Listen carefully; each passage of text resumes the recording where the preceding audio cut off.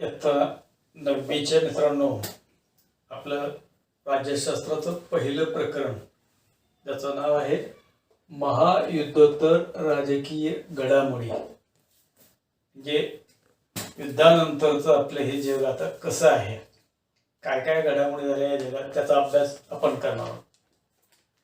गेल्या वर्षी 8वीच्या पुस्तकामध्ये तुम्ही नागरिक शास्त्रांतर्गत आपल्या देशाची संसद, देशातल्या स्थानिक स्वराज्य संस्था, देशाची राज्यकारभार पद्धती, शासन पद्धती आणि देशातील न्यायव्यवस्थेचा अभ्यास केला. आता आपण या पाठामध्ये महायुद्धानंतर काय काय घडामोडी जगात झाल्या आणि त्याचा जगावरती काय परिणाम झाला याचा अभ्यास करूया. मित्रांनो, तुम्ही भूगोलात या जगाचा भौगोलिक रचनेचा अभ्यास करता, इतिहासामध्ये राजकीय घडामोडींचा अभ्यास करतो आपण, म्हणजे ऐतिहासिक गतकालीन काळात होऊन गेलेल्या घडामोडींचा. तर राज्यशास्त्रामध्ये आपण आपला भारत देश आणि जगातील इतर देश यांचा परस्पर काय संबंध आहे त्या संबंधाचा अभ्यास आपण राज्यशास्त्रामध्ये करणार आहोत. आता या आपल्या पहिल्या प्रकरणात महायुद्धोत्तर राजकीय घडामोडी या प्रकरणात आपण 2-3 गोष्टींची पहिल्यांदा प्रास्ताविक स्वरूपात माहिती बघूया. ते म्हणजे परस्परावलंबन. आपल्या समाजातील व्यक्ती एकमेकावर अवलंबून आहेत, म्हणजे त्यांना एकमेकावर अवलंबून राहावंच लागतं, त्याशिवाय त्यांना त्यांचं जीवन जगता येत नाही. आपल्या प्राथमिक गरजा भागवण्यापासून ते आपल्या व्यक्तिमत्वाचा विकास ते आंतरराष्ट्रीय संस्था संघटनापर्यंत ती व्यक्ती जोडली जाते, त्याचा अभ्यास आपल्याला करावा लागतो. व्यक्ती आणि समाज यांचं नातं फार घनिष्ठ असं आहे. व्यक्ती मिळून समाज बनतो आणि त्या समाजावरच व्यक्ती अवलंबून असते. म्हणून व्यक्ती आणि समाजांचं परस्परावलंबन हे जितकं महत्वाचं आहे, तितकंच या जगातील जे विविध देश आहेत हे देश सुद्धा एकमेकावर अवलंबून आहेत. म्हणजे व्यक्तीचं आणि समाजाचं जसं नातं असतं तसं या देशातलं एकमेकांचंही नातं असतं. आज आपल्या जगातील जवळपास सर्वच देश स्वतंत्र आहेत, सार्वभौम आहेत. आणि अशा स्वतंत्र सार्वभौम असणाऱ्या देशामध्ये सतत काही देवाणघेवाण होत असते, काही व्यवहार होत असतात. आपापसात हे देश एकमेकांमध्ये काही करार करतात, त्याला आपण आंतरराष्ट्रीय करार म्हणतो. तर स्वतंत्र आणि सार्वभौम देशामध्ये जे देवाणघेवाण होते, जे व्यवहार होतात, जे करार होतात, त्यानुसार एक व्यवस्था बनते. या व्यवस्थेला आंतरराष्ट्रीय व्यवस्था असे म्हणतात. म्हणजे इथे आपल्याला 2 मार्काचा प्रश्न आहे. आंतरराष्ट्रीय व्यवस्था म्हणजे काय? पहिला प्रश्न आपण परस्परावलंबन म्हणजे काय किंवा परस्परावलंबन का महत्वाचे आहे. पुन्हा एकदा ऐका. जगातील अनेक देशामध्ये देवाणघेवाण होत असते, अनेक प्रकारचे व्यवहार होत असतात, अनेक प्रकारचे करार होत असतात. यातून एक या सर्व देशांची मिळून व्यवस्था होते, याला आंतरराष्ट्रीय व्यवस्था असे म्हणतात. आणि या आंतरराष्ट्रीय व्यवस्थेचे 2 प्रमुख वैशिष्ट्य आहेत, ते पण आपण अभ्यासूया. त्यातलं पहिलं वैशिष्ट्य परस्परावलंबन. जगात अनेक देश आहेत. या अनेक देशापैकी काही देश विस्ताराने खूप मोठी आहेत, काही देश छोटी आहेत, काही देश औद्योगिकदृष्ट्या खूप प्रचंड अशी प्रगत देश आहेत, काही देश औद्योगिकदृष्ट्या मागासलेले आहेत. स्पष्ट सांगायचं म्हणजे काही देश श्रीमंत आहेत, काही देश गरीब आहेत.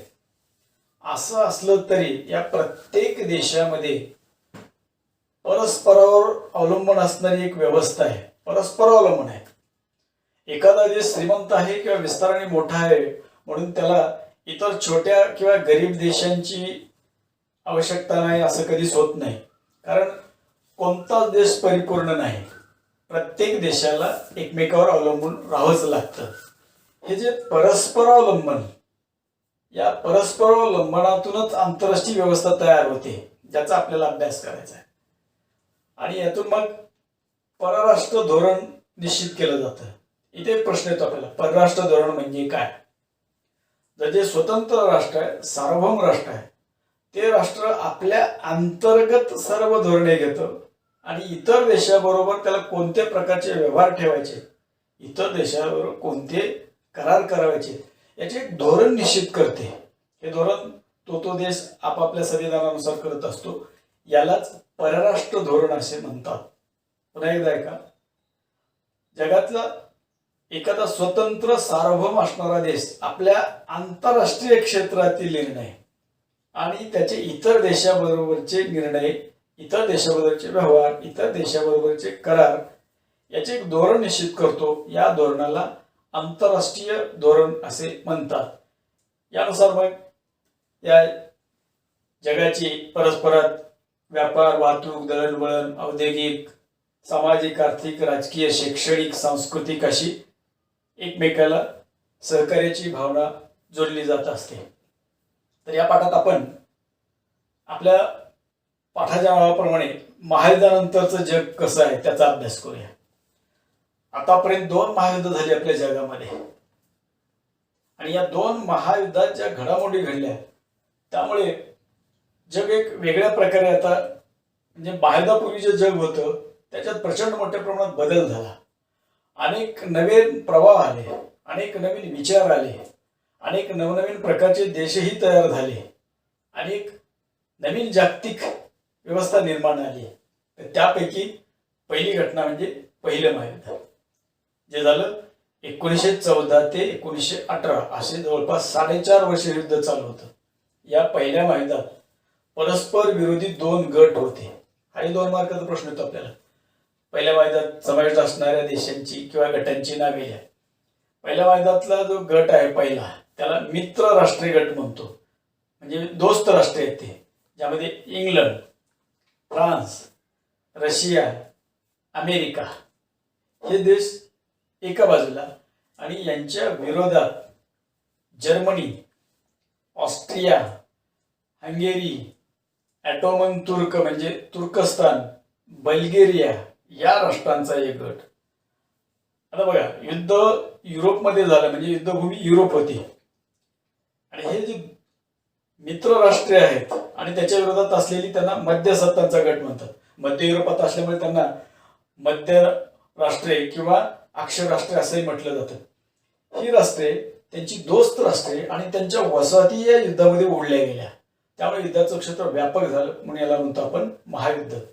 तर पहिलं महायुद्ध 1914 ते 1918 या कालावधीत झालं. या महायुद्धामुळे प्रचंड मोठ्या प्रमाणात जीवितहानी झाली. म्हणजे जवळपास पहिल्या महायुद्धात 90 लाख सैनिक मारले गेले. एवढेच नागरिक जखमी झाले असतील, सैनिक जखमी झाले असतील. प्रचंड मोठ्या प्रमाणात आर्थिक हानी झाली. जगातल्या या 2 गटात जे युद्ध झालं पहिलं महायुद्ध, त्या दोन्ही देशांच्या अर्थव्यवस्था नष्ट झाल्या. जिंकलेले हरलेल्यांचे अर्थव्यवस्था ढासळल्या गेल्या.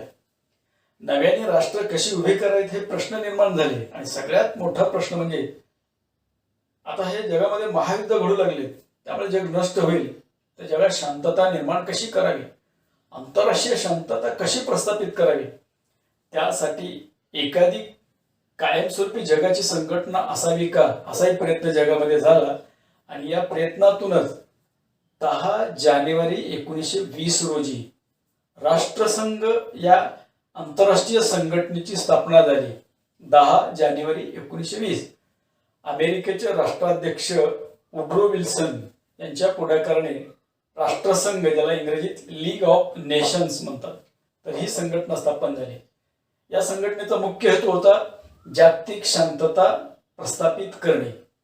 म्हणजे 2 देशात युद्ध होऊ नये, 2 देशामध्ये मैत्रीपूर्ण सहकार्याचे संबंध असावे, प्रत्येक देशाच्या स्वातंत्र्य आणि सार्वभौमत्वाचा आदर करावा, एकमेकांना आर्थिक, राजकीय, सामाजिक इतर स्वरूपाची मदत किंवा सहकार्य करावे, अशा या उद्देशाने राष्ट्रसंघाचं मुख्य कार्य काय, जागतिक शांतता निर्माण करणे, म्हणजे पुन्हा युद्ध होणार नाही याविषयीची उपाययोजना करणे.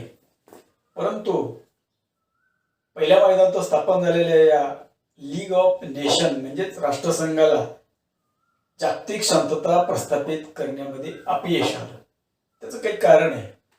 कारण पहिल्या महायुद्धानंतर जगामध्ये जी साम्राज्यवादी राष्ट्र होती त्यांचे साम्राज्य काही कमी झाले, त्यांच्या साम्राज्यातील काही देश स्वतंत्र झाले, तो भाग वेगळा, काही चांगल्या गोष्टी झाल्या त्यापैकी ही एक होती. परंतु जे हारलेला गट होता या गटामध्ये कुठेतरी बदल्याची भावना निर्माण झाली, ज्यामध्ये Germany, Italy, Japan, Bulgaria, Austria, Hungary इत्यादी म्हणतो आपण, म्हणजे जर्मनीचा गट. तर काय झालं जगामध्ये, जर्मनीमध्ये हिटलरची हुकुमशाही शक्ती पुन्हा उदयास आली पहिल्या महायुद्धानंतर. राष्ट्रसंघ इथे जागतिक शांततेचं काम प्रस्थापित करत होता, परंतु या राष्ट्रसंघाला या हुकुमशाही राष्ट्रानेच पुढे विरोध केला, त्यापैकी जर्मनी. इटलीमध्ये बेनिटो मुसोलिनीची हुकुमशाही सत्ता आली, जपानमध्ये जनरल तोजोची लष्करी सत्ता आली, स्पेनमध्येही आला जनरल फ्रँको नावाचा हुकुमशाही, आणि हे सर्व हुकुमशाही एकत्र आले. आणि यांनी पहिल्या महायुद्धाचा वचपा काढण्यासाठी पुन्हा एकदा जगात सत्ता संघर्ष सुरू केला आणि आपल्या महत्वाकांक्षा प्रत्यक्ष अंमलात आणण्यासाठी राष्ट्रसंघाचे नियम ते धाब्यावर बसू लागले आणि राष्ट्रसंघाला त्याचं काम करता येणं झालं. आणि शेवटी त्या दिवशी हिटलरने 1 सप्टेंबर 1939 रोजी पोलंडवर हल्ला केला. त्या दिवशी दुसरं महायुद्ध सुरू झालं. म्हणजे बघा किती घडामोडी घडल्या इथे. पहिलं महायुद्ध काय झालं, त्याचे परिणाम किती विध्वंसकारी झाले, असे परिणाम पुन्हा होऊ नयेत, युद्ध होऊ नयेत म्हणून राष्ट्रसंघ आला आणि पुन्हा युद्धजन्य परिस्थिती निर्माण होऊ लागली. आता हे दुसरं महायुद्ध जे सुरू झालं हिटलरने पोलंडवर केलेल्या आक्रमणापासून, म्हणजे 1 सप्टेंबर 1939 आणि ते संपलं 14 ऑगस्ट 1945ला. म्हणजे हे युद्ध जवळपास 6.5 वर्ष चाललं. या युद्धाचे परिणाम बघा किती भयानक आहेत पहिल्या महायुद्धापेक्षा. दुसऱ्या महायुद्धामध्ये जवळपास 1.5 कोटी सैन्य मारले गेले सगळ्या राष्ट्रांचं. पहिल्या महायुद्धात जे गट होते तेच गट पुन्हा दुसऱ्या महायुद्धात आहे. म्हणजे दोस्त राष्ट्रामध्ये इंग्लंड, फ्रान्स, रशिया, अमेरिका आणि पुढे इटली हे राष्ट्र दोन्ही गटात. म्हणजे युद्धाच्या अर्ध्यापर्यंत जर्मनीच्या गटात होतं, पुन्हा ते पराभूत झालं, तेही बघू आपण. आणि दुसरा गट जो होता जर्मनी, इटली, जपान आणि त्यांची सगळी मित्र राष्ट्रे आणि त्यांच्या वसाहती. इकडे पहिल्या महायुद्धात अगदी या इंग्लंड बरोबर चीन, भारत, ब्राझील, कॅनडा, ऑस्ट्रेलिया, म्हणजे हे फार भयानक असं व्यापक क्षेत्र झालं युद्धाचं. युद्धभूमी पुन्हा युरोपच होती, परंतु हे जागतिक युद्ध झालं आणि इतकं भयानक झालं की 1.5 कोटी सैन्य मारले गेलं. तेवढेच नागरिक सैनिक जखमी झाले असतील, प्रचंड मोठ्या प्रमाणात जीवितहानी झाली, प्रचंड मोठ्या प्रमाणात आर्थिक हानी झाली. पुन्हा एकदा सर्व अर्थव्यवस्था ढासळल्या गेल्या, उद्योग, व्यापार, वाहतूक, दळणवळण सगळे ठप्प झाले. राष्ट्रांच्या पुनर्रचना कशा निर्माण कराव्यात हेही प्रश्न निर्माण झाले. आणि अतिशय विध्वंसक अशी गोष्ट दुसऱ्या महायुद्धात दिसून आली. त्यामुळे जगभरातील नेते पुन्हा खडबडून जागे झाले. ते म्हणजे दुसऱ्या महायुद्धात इंग्लंडच्या बाजूने असलेल्या अमेरिकेने जपानच्या विरोधात अणुबॉम्बचा वापर केला. 6 ऑगस्ट 1945 रोजी जपानच्या हिरोशिमा या शहरावरती अणुबॉम्ब टाकण्यात आला अमेरिकेकडून. एका क्षणामध्ये ते शहर नष्ट झालं. त्यानंतर 9 ऑगस्ट 1945ला नागासाकी या शहरावर दुसरा अणुबॉम्ब टाकण्यात आला आणि एका क्षणात नागासाकी शहरही नष्ट झालं. म्हणजे एका क्षणात लाखो माणसं मारली गेली, प्रचंड मोठ्या प्रमाणात विध्वंस झाला आणि जगातील नेत्यांना ह्या महाभयंकर अशा अण्वस्त्र शक्तीची कल्पना आली आणि त्यांनी जगात पुन्हा असे विध्वंसक महायुद्ध होऊ नये यासाठी पुन्हा प्रयत्न चालू केले. आणि या त्यांच्या प्रयत्नातून जगात पुन्हा कायमस्वरूपी एखादी जागतिक संघटना, जागतिक शांतता प्रस्थापित करण्यासाठी निर्माण व्हावी म्हणून 24 ऑक्टोबर 1945 रोजी युनोची स्थापना झाली. त्याचं पूर्वीचं नाव UNO, युनायटेड नेशन्स ऑर्गनायझेशन, ज्याला मराठीत आपण संयुक्त राष्ट्र संघटना म्हणतो. आता त्याला UN म्हणजे युनायटेड नेशन्स एवढंच नाव दिलेलं आहे, ज्याचा आपल्याला तिसऱ्या धड्यामध्ये सविस्तर अभ्यास करायचा. तर युनो स्थापन झाली. परंतु या दोन महायुद्धातून अतिशय भयानक अशी एक वेगळीच विपरीत अशी राजकीय घडामोड घडून आली, ज्याला म्हणतात शीतयुद्ध.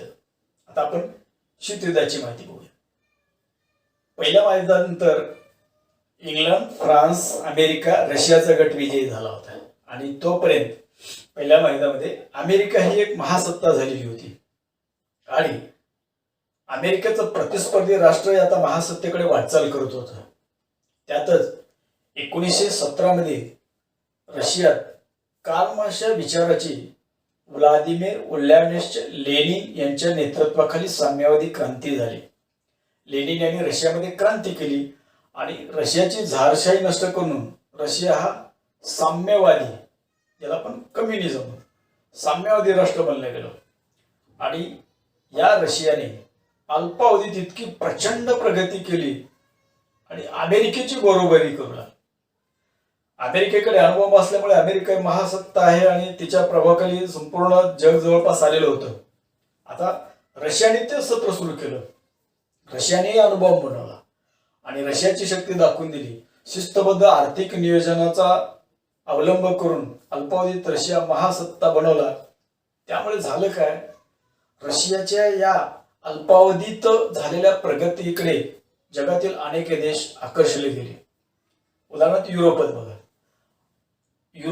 पूर्व युरोप जवळपास संपूर्ण रशियाच्या आधिपत्याखाली गेला. पश्चिम युरोप इंग्लंड, फ्रान्सच्या आधिपत्याखाली गेला.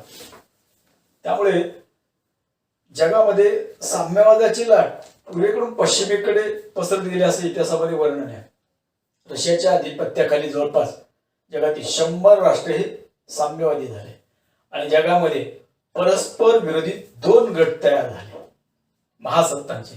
ते म्हणजे भांडवलशाही लोकशाहीवादी अमेरिका आणि साम्यवादी रशिया.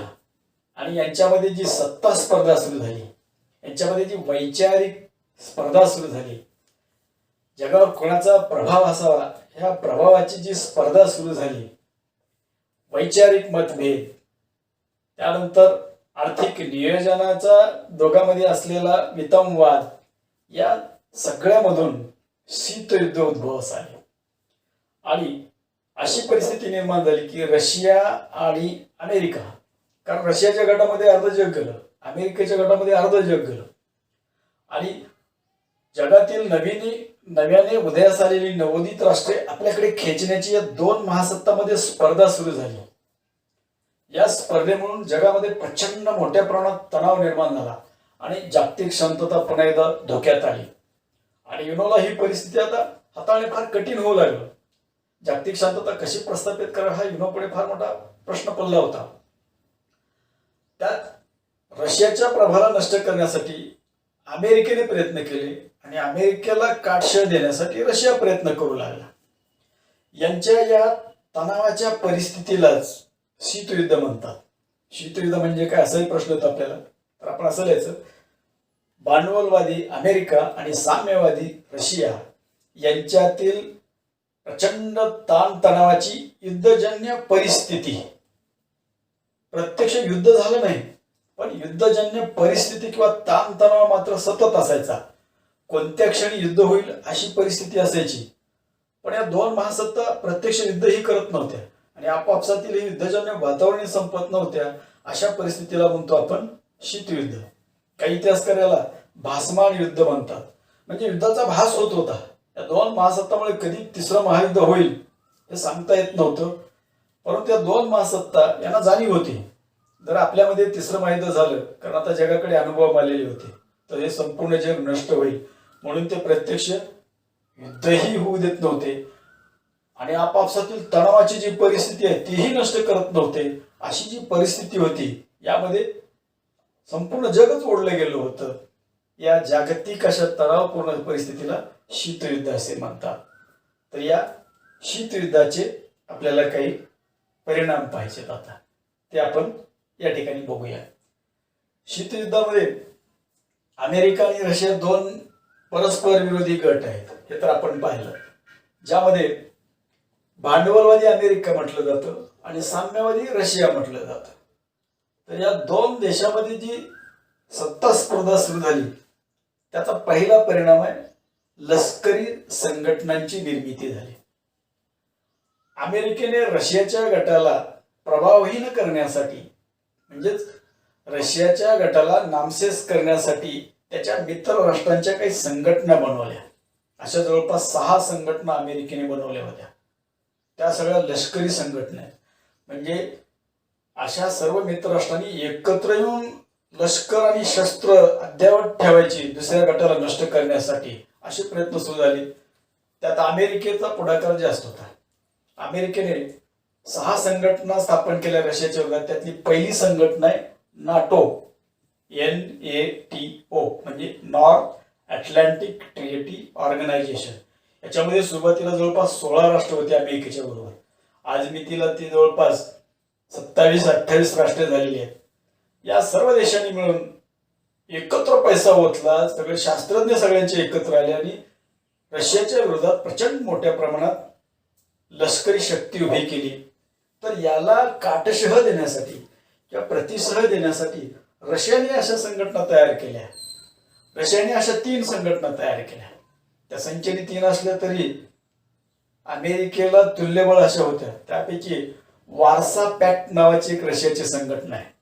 ज्या संघटनेमध्ये रशियाने त्याचे मित्रराष्ट्र एकत्र करून अमेरिकेच्या विरोधात प्रचंड मोठ्या प्रमाणात डावपेच आखायला सुरुवात केली. आणि अशा लष्करी संघटनामुळे जगामध्ये पुन्हा एकदा प्रचंड मोठ्या प्रमाणात तणावजन्य स्थिती किंवा युद्धजन्य स्थिती निर्माण झाली, जी युनोला हाताळण्यास फार कठीण होऊ लागले होते. त्यानंतर शीतयुद्धाचा दुसरा परिणाम बघणार आहोत, शस्त्रास्त्र स्पर्धा. आपण पाहिलं अमेरिकेने दुसऱ्या महायुद्धात जपानवर अणुबॉम्बचा वापर केल्यामुळे अमेरिकेची प्रचंड मोठी लष्करी ताकद, ज्याला राजनैतिक वर्चस्व म्हणतो, ते प्रस्थापित केलं. तर रशियाने यामध्ये उडी घेतली. रशियाने काही दिवसातच अणुबॉम्ब तयार करून अमेरिकेची बरोबरी साधली. त्यामुळे अमेरिकेचा गट लष्करी शक्ती आणि लष्करी तंत्रज्ञान, विशेषतः अणुबॉम्ब बनवण्याचं तंत्रज्ञान त्याच्या मित्रराष्ट्रांना पुरवू लागला. तर रशिया हेच काम त्याच्या गटासाठी करू लागला. यामुळे जगातील अनेक राष्ट्रांमध्ये अणुबॉम्बची निर्मिती होऊ लागली. आज तर अशी अवस्था झालेली आहे की हे जग, विशेषतः युरोप, तर शस्त्रास्त्रांचं कोठार झालेलं आहे. पुन्हा एकदा चुकून जरी थिंगी पडली तर तिसऱ्या महायुद्धाचा भडका उडेल आणि हे संपूर्ण जग नष्ट होईल अशी स्थिती निर्माण झालेली आहे. म्हणजे प्रचंड मोठ्या प्रमाणात लष्करी आणि शस्त्रास्त्र स्पर्धा निर्माण झालेली आहे. विज्ञानाचा आधुनिक पद्धतीने वापर करण्यात येऊ लागला. यासाठी आधुनिक टेक्नॉलॉजी विज्ञानाची जी मानवाच्या कल्याणासाठी वापरण्यासाठी येण्यात येऊन ती आता शस्त्रास्त्र निर्मितीच्या कामाला वापरण्यात येऊ लागली. त्यामुळे युनोचं काम आणखीनच अवघड झालेलं आहे. त्यानंतर या शीतयुद्धाचा तिसरा परिणाम आहे तो चांगला आहे. अनेक प्रादेशिक संघटना निर्माण झाल्या शीतयुद्ध काळात. जशा लष्करी संघटना आल्या, शस्त्रास्त्र स्पर्धा आल्या, तसे काही प्रादेशिक आल्या. त्यामध्ये युरोपीय राष्ट्रांनी आपल्या या अमेरिका किंवा रशिया गटाच्या स्पर्धेमध्ये जास्त लक्ष न घालता व्यापार उद्योगावर लक्ष केंद्रित करावं म्हणून त्यांचा एक संघ तयार केला. त्याला युरोपचा आर्थिक संघ असं म्हणतात. म्हणजे युरोपचा आर्थिक संघ ही एक संघटना आली युरोपमध्ये, प्रादेशिक म्हणजे युरोपीय प्रदेशात. तर आशियामध्ये आसियान नावाची संघटना आली. विशेषतः थायलंड, जावा, सुमात्रा हे जे पूर्वेकडील देश आहेत भारतातल्या, त्या देशांची ही पूर्वेकडील छोटे छोटे देश आहेत त्यांची संघटना आसियान संघटना. अशा अनेक संघटना निर्माण झाल्या. त्याच्यानंतर एक चांगली संघटना निर्माण झाली शीतयुद्धाच्या दरम्यान. तिला अलिप्त राष्ट्रगट संघटना म्हणतात. म्हणजे दुसऱ्या महायुद्धानंतर जगातील अनेक राष्ट्राचे साम्राज्य नष्ट झाले आपण पाहिलं. त्यामुळे अनेक देश स्वतंत्र झाले होते आणि हे स्वतंत्र देश आपल्या गटात खेचण्याची जी स्पर्धा सुरू झाली होती 2 महासत्ताची, रशिया आणि अमेरिका. तर या 2 महासत्तामध्ये न पडता, म्हणजे या 2 महासत्तांच्या गटाकडे न जाता, या दोन्ही महासत्तापासून अलिप्त राहून आपलाच एक नवोदित राष्ट्राचा एक नवीन गट तयार केला. त्यालाच नाव दिलं अलिप्त राष्ट्रगट संघटना, ज्यात भारताचा पुढाकार हे सगळ्यात जास्त महत्वाचं आहे, हे लक्षणीय आहे. तर ही अलिप्त राष्ट्रगट संघटना निर्माण करण्यामध्ये भारताचे आपले पहिले पंतप्रधान पंडित जवाहरलाल नेहरू, युगोस्लाव्हियाचे राष्ट्राध्यक्ष मार्शल टिटो, इजिप्तचे अध्यक्ष अब्दुल गमाल नासर, इंडोनेशियाचे प्रमुख डॉक्टर अहमद सुकार्नो आणि घानाचे पंतप्रधान क्वामे नक्रुमा या सगळ्यांनी मिळून एक दोन्ही महासत्तापासून अलिप्त असलेली संघटना तयार केली, तिला नाव दिलं अलिप्त राष्ट्रगट संघटना. तर या संघटनेची आपण थोडक्यात माहिती बघूया. अलिप्त राष्ट्र संघटना तिचे काही उद्दिष्ट आहेत, काही हेतू आहेत, ते फार महत्वाचे आहेत आणि तिने काही चांगलं काम केलेलं आहे. तर अलिप्त राष्ट्रगट संघटनेला साम्राज्यवादाला विरोध होता, या संघटनेचा वंशवादाला विरोध होता आणि या दोन महासत्तातील सत्ता स्पर्धेलाही विरोध होता. त्याला विरोध करून या दोन महासत्तांपासून अलिप्त राहून या दोन महासत्ताची मदत घेण्याऐवजी आपल्या मित्र राष्ट्रांनी एकमेकाला आर्थिक मदत करावी असा एक उद्देश फार चांगला होता. आर्थिक मदतीबरोबर परस्पर मैत्री सहकार्य करावे, त्याचबरोबर सामाजिक, आर्थिक, राजकीय, शैक्षणिक, सांस्कृतिक सहकार्य करावे आणि आपला विकास करावा अशी काही चांगली धोरणे आखली, ज्यामुळे युनोच्या चांगल्या कार्याला पाठिंबा देत होती. ही संघटना केवळ अलिप्त राहणे म्हणजे दोन महासत्तांचे सत्ता स्पर्धा पाहणे असंही नव्हतं, तर या दोन महासत्तांमध्ये कोणाची चूक आहे ती चूक दाखवून देण्याचं काम आणि युनोच्या चांगल्या कामाला पाठिंबा देण्याचे काम ही अलिप्त राष्ट्रगट संघटना करत होती, ज्यामध्ये मानवतावादाचे रक्षण, मानवी हक्काचे जतन संवर्धन किंवा आंतरराष्ट्रीय स्तरावर घेणे, युनोने जे चांगले निर्णय घेतले होते आंतरराष्ट्रीय शांतता निर्माण करण्याचे त्याला पाठिंबा किंवा निशस्त्रीकरण कार्यक्रम युनोचा त्याला पाठिंबा दिला. तर अशा रीतीने ह्या अलिप्त राष्ट्रगट संघटनेने नवोदित राष्ट्रांना दोन्ही सत्ता स्पर्धामध्ये सामील न होता परस्पर सहकार्याने कसा विकास करता येईल असा एक नवा आशेचा किरण जागृत केला, म्हणजे या नवीन राष्ट्रांना प्रेरणा दिली. त्यामुळे ही अलिप्त राष्ट्रगट संघटना फार महत्वाची आहे. यानंतर आपण शीतयुद्धाचे अखेर आणि शीतयुद्धाची अखेर झाल्यानंतरचं जग कसं होतं त्याचा अभ्यास पुढच्या भागात करूया.